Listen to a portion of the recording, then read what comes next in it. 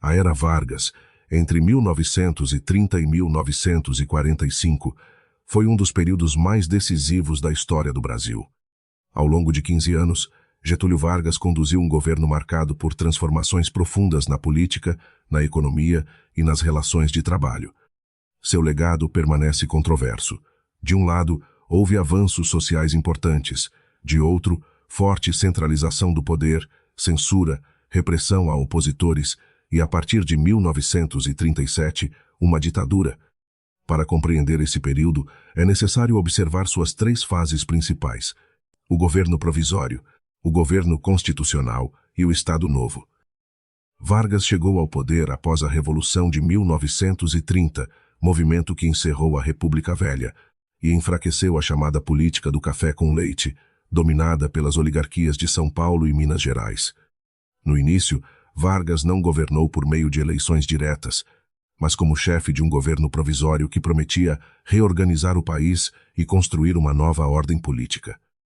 No governo provisório, de 1930 a 1934, a principal marca foi a centralização do poder.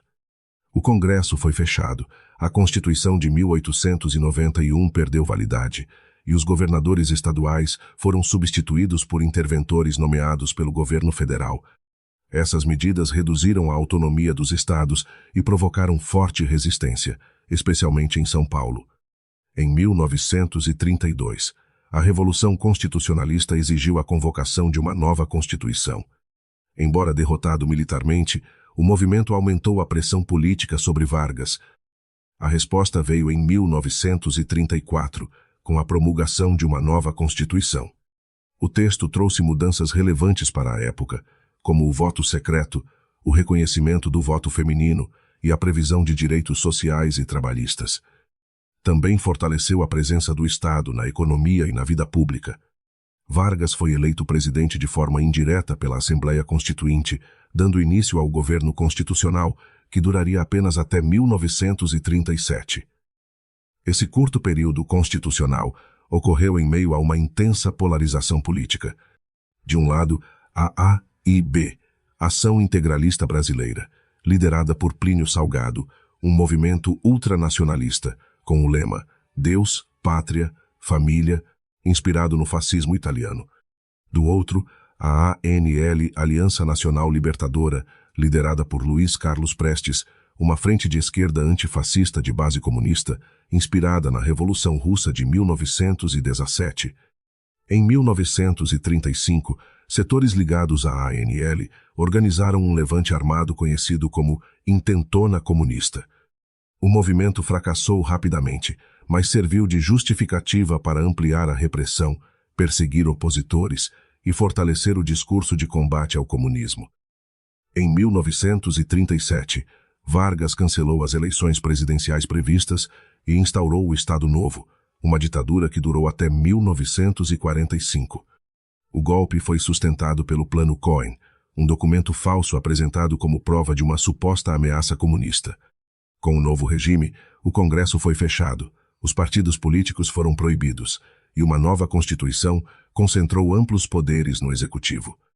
O governo passou a controlar a vida política com censura, propaganda oficial e repressão policial. Para sustentar o regime, o Estado Novo investiu na construção da imagem de Vargas como líder próximo dos trabalhadores. Essa política ficou conhecida como trabalhismo. O Departamento de Imprensa e Propaganda, o DIP, teve papel central nesse processo. Ele censurava críticas ao governo e divulgava mensagens que exaltavam o presidente, principalmente pelo rádio, o meio de comunicação de maior alcance no período. Ao mesmo tempo, sindicatos eram submetidos ao controle estatal e greves podiam ser proibidas. O principal símbolo da política trabalhista foi a Consolidação das Leis do Trabalho, a CLT, publicada em 1943. Ela reuniu direitos como jornada de 8 horas, férias remuneradas, salário mínimo e regras para a organização do trabalho urbano. Essas medidas tiveram grande impacto social e ajudaram a redefinir a relação entre Estado e trabalhadores. No entanto, os benefícios não alcançaram todos. Trabalhadores rurais e domésticos ficaram em grande parte fora dessa proteção e a liberdade sindical era limitada. Outro eixo importante da era Vargas foi a industrialização. O governo incentivou a criação de indústrias de base, fundamentais para reduzir a dependência externa e modernizar a economia. Nesse contexto, surgiram instituições e empresas estratégicas, como a Companhia Siderúrgica Nacional e a Companhia Vale do Rio Doce. A entrada do Brasil na Segunda Guerra Mundial, ao lado dos aliados, também influenciou esse processo, especialmente pela aproximação com os Estados Unidos e por acordos econômicos ligados à produção industrial. A participação brasileira na guerra expôs uma contradição central. O país lutava contra regimes autoritários no exterior, enquanto vivia sob uma ditadura internamente.